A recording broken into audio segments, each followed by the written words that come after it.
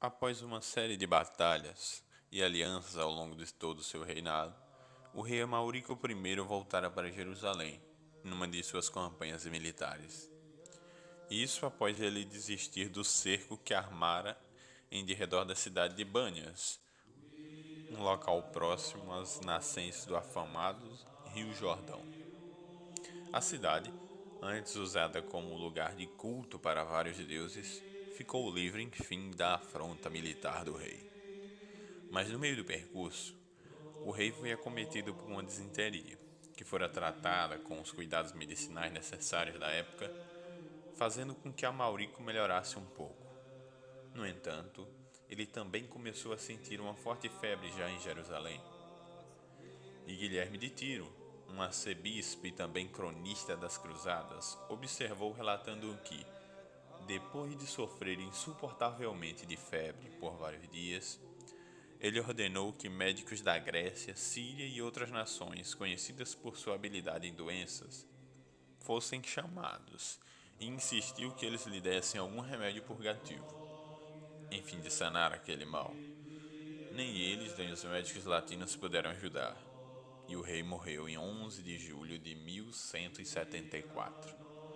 Para sucedê-lo, era necessário alguém com sangue nos olhos, isso para confrontar as invasões, a oposição de Saladino e manter também o reino de Jerusalém unificado. Tal responsabilidade iria recair sobre os ombros precoces de um menino de 13 anos, por nome de Balduíno, que, apesar de inteligente e habilidoso, era muito jovem, já que a maioridade para a governança era de 15 anos e ainda tinha lepra, uma enfermidade execrável na Idade Média por não ter cura e ser, obviamente, uma sentença de morte. Balduíno IV foi rei de Jerusalém de 1174, idade da morte do rei, até 1185. Nasceu na cidade em que governaria em 1161 e era um dos filhos do rei Amaurico I. Aos 9 anos de idade, Balduíno passou a ser educado pelo historiador Guilherme de Tiro. Foi seu tutor que descobriu que o jovem sofria de lepra. Ele notou que, enquanto brincava com seus amigos, o menino não percebia o toque nem sentia dor no braço, mesmo quando a pele era beliscada. O homem que narrou a morte de seu pai na história foi o mesmo que descobriu a sua desgraça em vida. A descoberta da enfermidade, obviamente, levou uma intensa procura por tratamentos. Até médicos muçulmanos foram consultados, mas nada seria suficiente. O destino do menino estaria já de antemão cercado por conflitos, e o principal deles estaria em seu próprio corpo, uma vez que, além de deformar, a lepra também o cegaria e faria com que ele perdesse os movimentos de seus membros. Balduíno, na verdade, foi beneficiado por ser filho do rei. Naquela época, a lepra não tinha cura e, de modo geral, representava uma pecha mortal, lenta e solitária para quem sofria da doença. Se não fosse da linhagem real e seu pai, como muitos monarcas malévolos da história, quisesse eliminar as possíveis sucessões ao trono, o jovem rei teria sido lançado numa colônia de leprosos e moribundos condenados a padecer até o último suspiro. Porém, para a surpresa de muitos que estavam de redor e sabiam da sua fatalidade, não só permanecera na corte mesmo após o diagnóstico, como continuou sendo tratado como um jovem comum de sua idade. Balduíno era muitíssimo inteligente. Foi educado desde cedo e também tomou conhecimento de estratégias de guerra e táticas de combate ainda nesse período. Aliás, mesmo fadado a sofrer com a lepra, tinha o vigor de um excelente guerreiro. Parecia também que o que lhe faltava na saúde, ele detinha em seu espírito. O primeiro rei de Jerusalém foi estabelecido em 1099, após o fim da Primeira Cruzada, e Balduíno subiu ao trono apenas 75 anos depois de os franceses terem conquistado o controle da Terra Santa. Assim que foi coroado, Balduíno viu seu reino ameaçado por Saladino, um poderoso sultão cuja influência se estendia do Egito à Síria. Como era jovem demais e não tinha experiência do que era exercer o poder, o rei foi auxiliado por Raimundo III, conde de Trípoli, que atuou como regente até 1176. Com frequência, Balduíno era compelido a apontar novos regentes devido à sua frágil condição. E isso, além de estabilizá-lo, gerava uma série de disputas internas pelo poder e por influência no reino.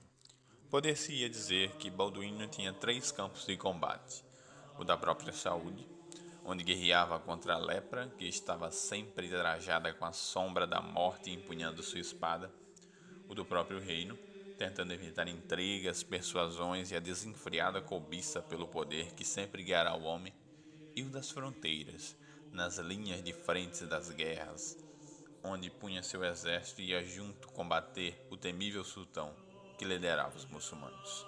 Apesar de todas as dificuldades, o espírito do rei não se arrefecia. Havia uma chama em seu coração que nem mesmo a lepra poderia deformar, nem Saladino destruir. A mais épica vitória obtida por Balduíno sobre o sultão Saladino ficou conhecida como a Batalha de Monte Guisardo. Ela sucedeu no dia 25 de novembro de 1177. O jovem rei, com 16 anos apenas, já estava com sua saúde bem fragilizada pela doença e, como se isso não fosse trágico o suficiente, seu exército estava num número muito menor que o de Saladino. O sultão continuou a sua marcha rumo a Jerusalém, cogitando que Balduíno IV jamais ousaria segui-lo com tão poucos homens. Atacou então Ramla, Leida e Apolônia, mas como Balduíno em sua mente não representava perigo algum, permitiu que seu exército se espalhasse em uma grande área, pilhando, saqueando e reabastecendo. Mas a coragem de Balduíno, sua fé e a força sobrenatural que trazia em seu espírito o faria reagir mesmo com a pequena probabilidade de vitória. O rei e os templários furaram seus bloqueios e marcharam ao longo da costa na esperança de confrontar Saladino antes mesmo de sua chegada a Jerusalém.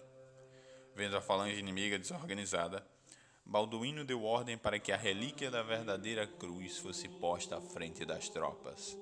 Foi então que, recebendo a ajuda de seus servos, o rei desceu do cavalo e prostrou-se diante da cruz em humilhação total, em lágrimas, numa oração a Deus. O rei buscava uma vitória que não podia sair de suas próprias mãos, nem de seu ressequido vigor. Sua confiança estava apenas em Deus, que lhe dera o reino e o faria vencer.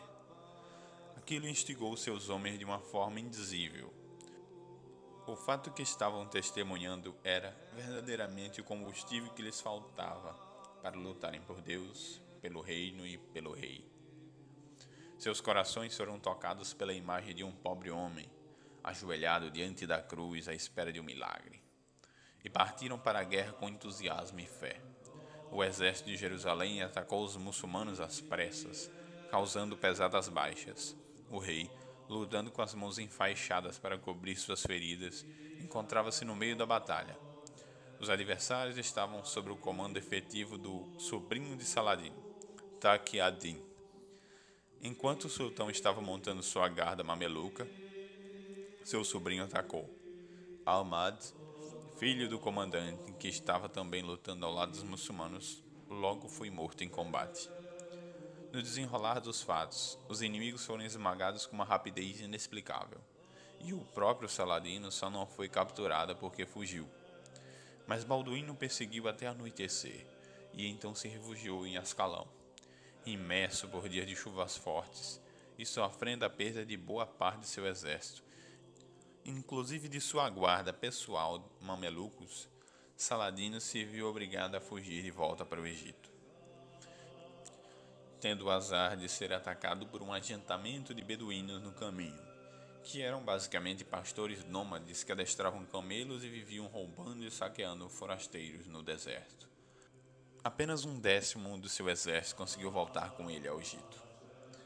Percebemos que, apesar de sua condição aparentemente demonstrar que Balduíno IV não venceria, ele lutou, mesmo sabendo de sua enfermidade, mesmo sabendo da vastidão de seus inimigos. Balduíno, em sua história, nos traz uma lição extremamente vivaz, que é a de que, mesmo tendo o corpo destruído ou inválido, é possível vencer muitas situações se houver firmeza de espírito.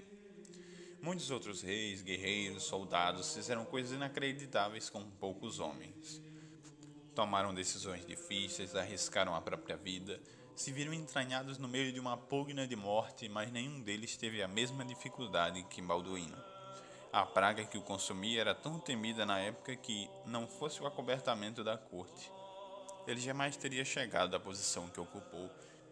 Seria simplesmente abandonado num lugar onde outras pessoas também inspiravam. Mas não foi a sua história. O fato dele acreditar em algo imaterial como seu Deus e ter fé, e de se entregar pelo reino daquela maneira, fazia com que ele fosse um rei de verdade. Um monarca que não estava sujeito às futilidades da vida, sem a cobiça, sem a avareza, sem a ganância e a luxúria, que consumiu mais reis na terra que a própria lepra.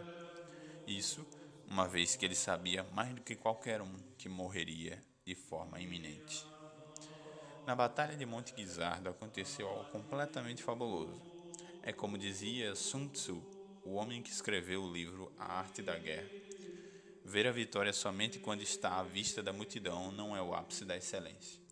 E naquela batalha, Balduíno realmente demonstrou possuir o ápice da excelência, quando acreditando em Deus, no seu reino e nos seus homens, ele fez algo inimaginável. Balduíno IV viria a morrer no ano de 1185, no dia 16 de março, em Jerusalém. Mas deixaria mais do que um legado, deixaria sua história registrada. Depois que seu reino se findou, o reino de Jerusalém teve bastante conturbação, uma vez que o seu sucessor, Balduíno V, não sobreviveu nada mais além de um ano. Morreu um ano depois do seu antecessor. E daí em diante as coisas não foram muito boas para Jerusalém. Mas é isso, se você gostou desse vídeo, se inscreve no canal, deixe seu like, comente aí o que você acha sobre a história de Balduíno. Você o admira pela coragem?